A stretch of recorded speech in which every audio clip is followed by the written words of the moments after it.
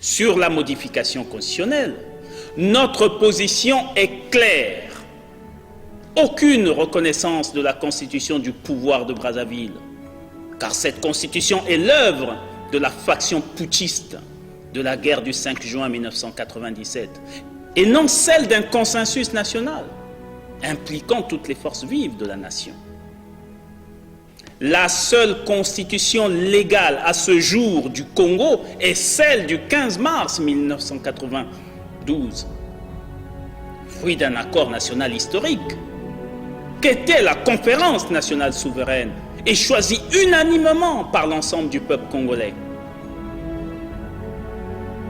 Ainsi, les falsifications d'une constitution illégale qui ont été mises en place pour avantager le régime dictatorial de Brazzaville et qui, somme toute, n'a jamais été respectées, sont sans intérêt pour le pays.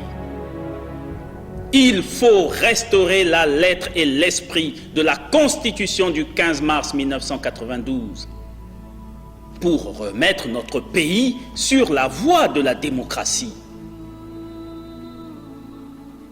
Au regard du contexte actuel, nous disons ici de manière solennelle que toute stratégie de maintien au pouvoir du régime en place contre la volonté du peuple mettrait gravement en péril l'unité de la République.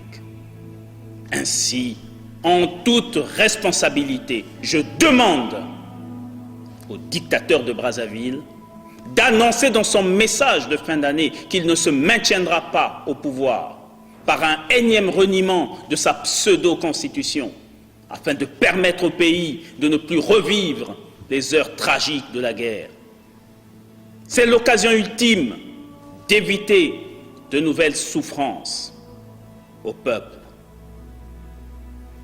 Toute tentative de manipulation par un faux référendum théâtral ne doit pas être pris en considération, ni par le peuple, ni par la communauté internationale, mes chers compatriotes.